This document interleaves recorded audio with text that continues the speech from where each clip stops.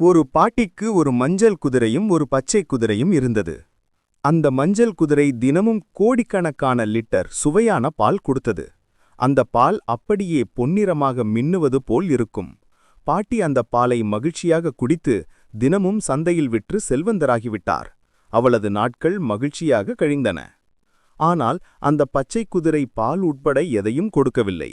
அதன் தோற்றமும் சற்று மங்கலாக காணப்பட்டது. அதனால் கோபத்தில் பாட்டி அந்த குதிரையின் மேல் கொதிக்கும் தண்ணீர் ஊற்றி அடித்து துரத்திவிட்டார்.